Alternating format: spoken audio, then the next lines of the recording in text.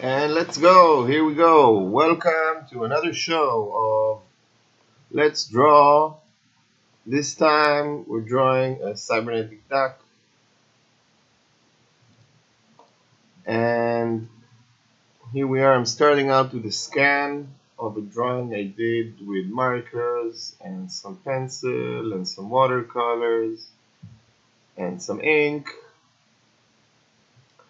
And the first stage is I'm gonna make I'm drawing an outline around the character, so I can select it and cut it from the background. This is instead of using the lasso tool to draw it, because here I can get, it's because I can edit the line of selection and erase it and draw it. So I draw the outline, I fill the color, and then I will select the pixels, invert the selection, use it to create a mask, cut out the graphic, and then I'm duplicating it so I just have some kind of backup. Now I'm starting editing. I'm editing directly on the layer of the drawing itself. I want to smooth out. I'm working on the sleeves here, so because they bothered me a little bit. And then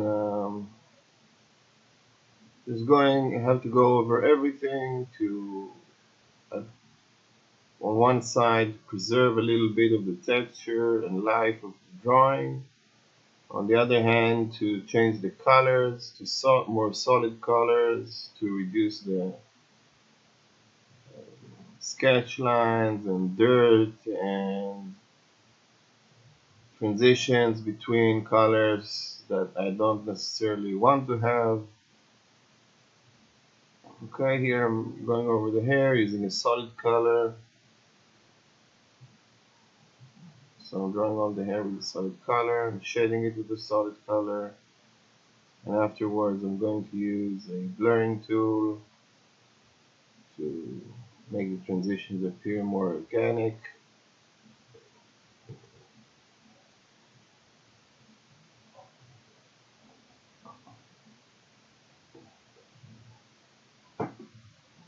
Okay,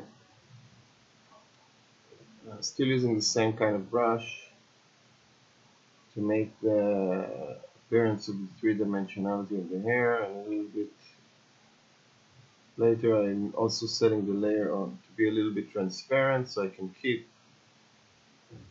some of the appearance of the original drawing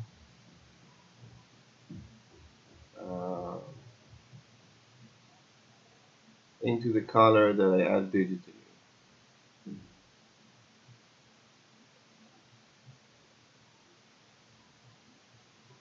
Now, another thing is adding these specular highlights can sometimes really improve the appearance of what you're drawing, may give it with a little extra realism, having specular highlight, which means light that is reflected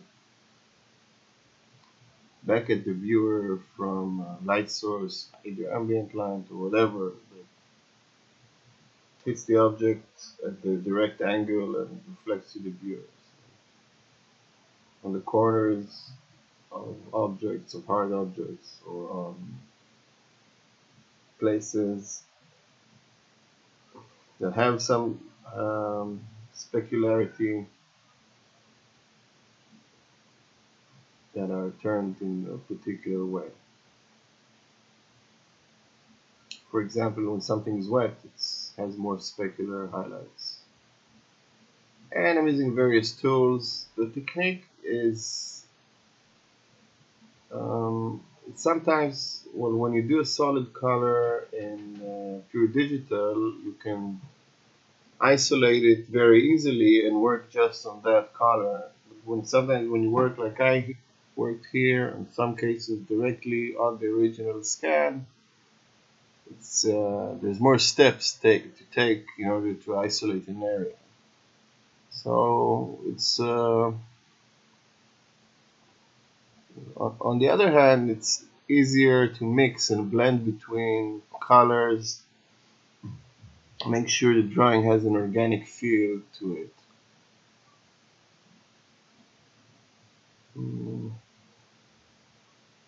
Another benefit of the digital medium here is the ability to use different mixing techniques, either in opacity or the mixing mode. For instance, to do the color of the eyes, I use the color mix, so it just changes the color, but not the drawing underneath in tones. Right, I skipped a little bit here. I didn't record by accident the part where I drew just the skin. Here the skin, you can see I'm trying to really push those specular highlights, so to get that the appearance that I'm interested in. Now I'm doing outlines. There were outlines on the original drawing, but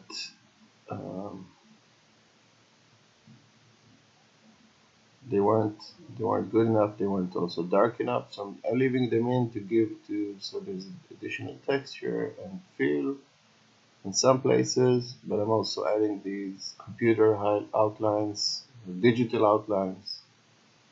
They look very pleasant. I think they came out pretty good.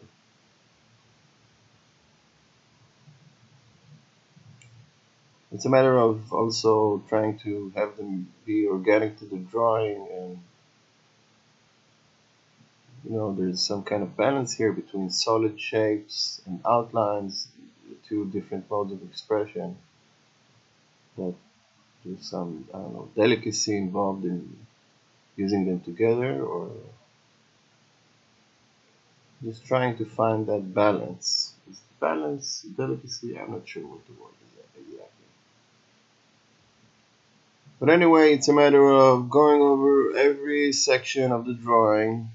In some cases, covering it with solid color. In some cases, enhancing it. Maybe obscuring a little bit, keeping some of it, but adding some other parts. Here there's hard surfaces, so a flat color is better suited to describe it.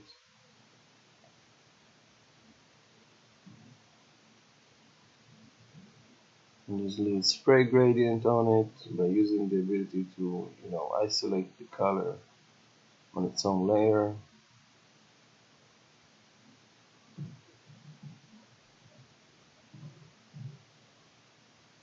Here on the side panel, you can see I add a solid color, then I make it transparent, then I merge it down a bit later with the color underneath. So it's not exactly 100% digital. It keeps a little bit of that noise and organic feel of the original drawing shown to just a little bit, get a little bit extra richness.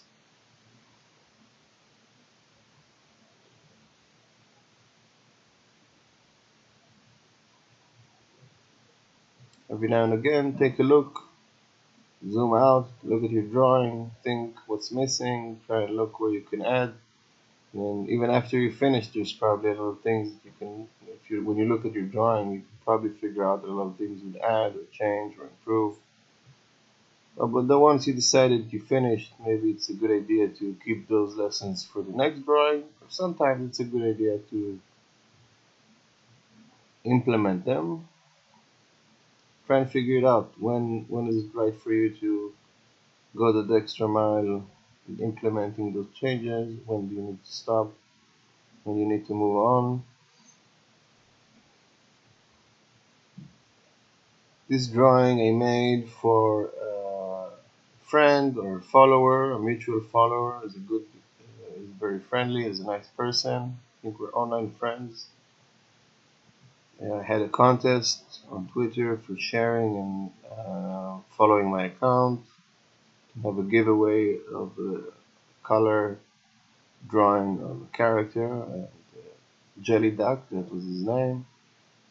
He gave me the description of his character, and it wasn't very extremely specific, but it gave me really good inspiration to start and draw.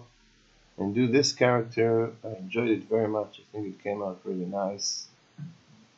The technique is it's work intensive, but the result is pleasing. You can see it cropped nicely. That's the end. And check it out. Come again next time. Let me know if you want something like this or what you want to see. As always, goodbye for all eternity.